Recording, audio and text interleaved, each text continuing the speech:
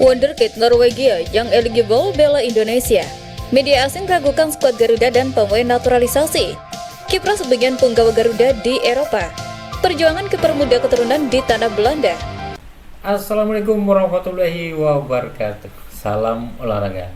Kiprah sebagian penggawa Garuda di Eropa. Yang selanjutnya perjuangan kiper keturunan di Belanda.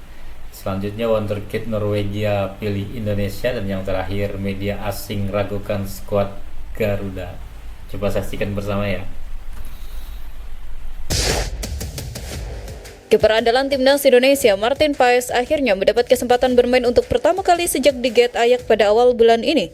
Ia tampil saat Ajax menjamu NEC Nijmegen pada pekan ke-24 Eredivisie 2025-2026 di Johan Cruijff Arena. Sayangnya, Ajax cuma bisa bermain imbang 1-1 melawan NEC. Ajax unggul lebih dulu melalui gol Mika Götze pada menit ke-39. Namun, gawang Paes jebol lebih dulu melalui Darko Nejasmik pada menit ke-57. Sepanjang permainan, Paes melakukan 7 kali saves, 4 diving saves, 1 save in the box, hingga 12 recoveries. Oleh Footmob, kiper berusia 29 tahun itu memperoleh rating 7,6 di pertandingan ini. Hasil imbang membawa Ajax tergeser posisinya oleh NEC dengan berada di urutan ke-4 klasemen dengan nilai 43. Di tanah Inggris, Oleh Romney juga kembali mendapatkan kesempatan bermain bersama klubnya, Oxford United, di pekan ke-33 Divisi Championship 2025-2026. Timnya sukses menahan imbang tuan rumah Middlesbrough di Riverside Stadium. Seperti biasa, Oleh Romney mengawali laga dari bangku cadangan. Ia baru masuk pada menit ke-57 menggantikan Stanley Mills.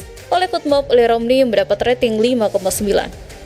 Tak banyak sentuhan bola yang dilakukan Romney di pertandingan ini. Tampil selama 33 menit, ia hanya 8 kali menyentuh bola. Mencatat 1 kali defensive contribution, 1 kali sentuhan di kotak penalti, dan sekali menang dalam duel.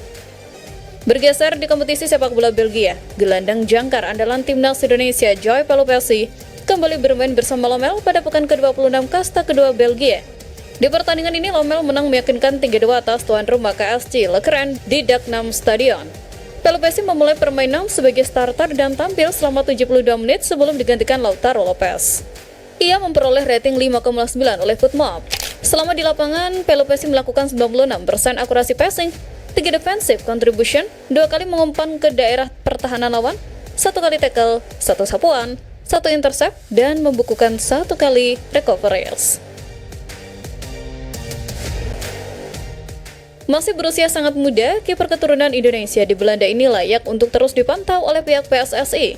Firhan Syarif Ali Negara, kiper tim muda ADO Den Haag. Usianya masih 16 tahun dan punya kans besar untuk berkarir di level elit Eropa.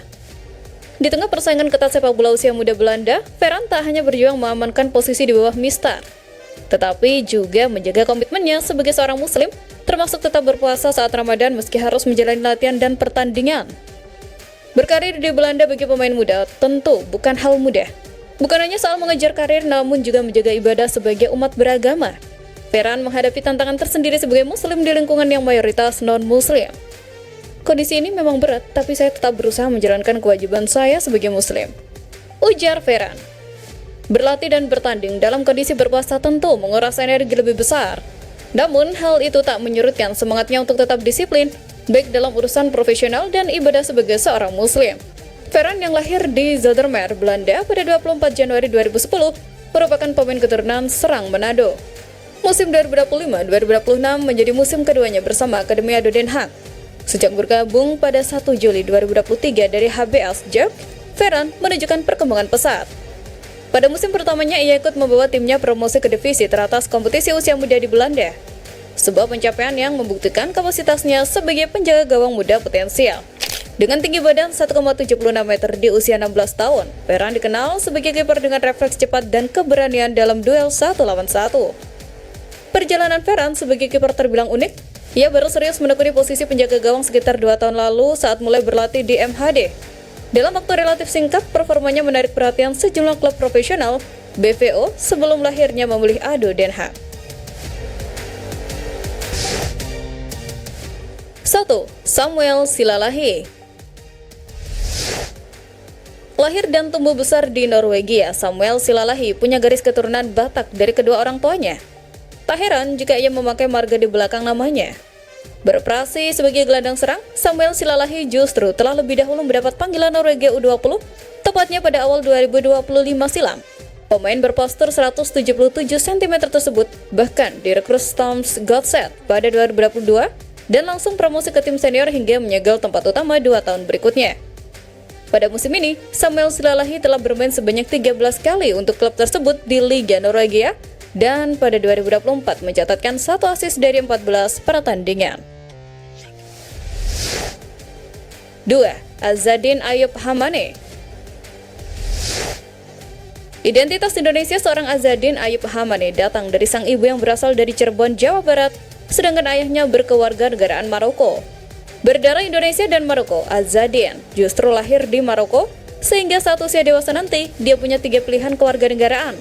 Prospek Azadin masih cukup panjang. Setelah bermain untuk Akademi Barcelona di Norwegia dan Elverum U16, ia kini memperkuat Loten FK sejak Oktober. Azadin sempat dipanggil pelatih Novarianto untuk ikut tes timnas Indonesia di Bali pada 7 Juli hingga 10 Agustus 2025 untuk persiapan Piala Dunia U17, tapi gagal terpilih. 3. Nicholas Indra Moison. Punya garis keturunan Indonesia dari ibunya yang asli Solo, Jawa Tengah, Nicholas Indra Moison saat ini bermain di klub papan atas Norwegia, Rosenborg. Bermain di posisi striker, ketajaman Nicholas Indra Moison telah teruji di Norwegia. Gelontoran golnya kerap jadi sorotan, salah satunya Queen Trick pada 4 September 2023. Nicholas sempat dipanggil timnas Indonesia untuk Piala Dunia U17 2025. Namun, dia gagal tampil karena persiapan ujian dan agenda klubnya di Norwegia.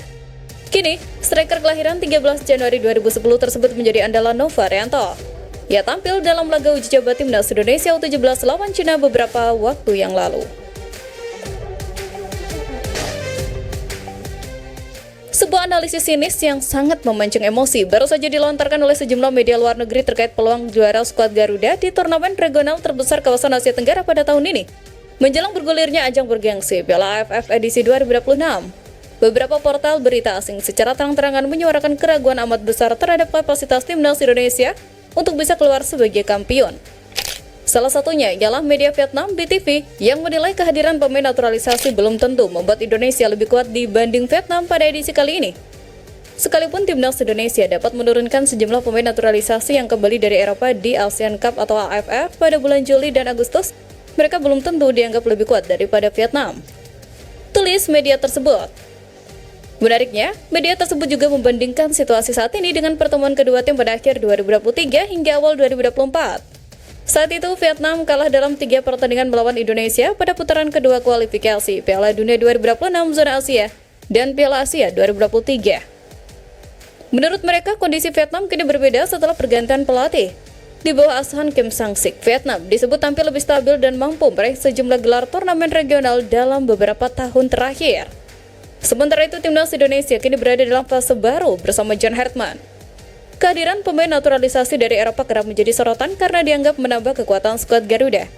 Namun, mereka menilai belum tentu seluruh pemain naturalisasi Indonesia bisa tampil pada Piala AFF 2026, seperti saat skuad Garuda mengalahkan Vietnam di 2 leg putaran kedua kualifikasi Piala Dunia 2026 pada Maret 2024 lalu.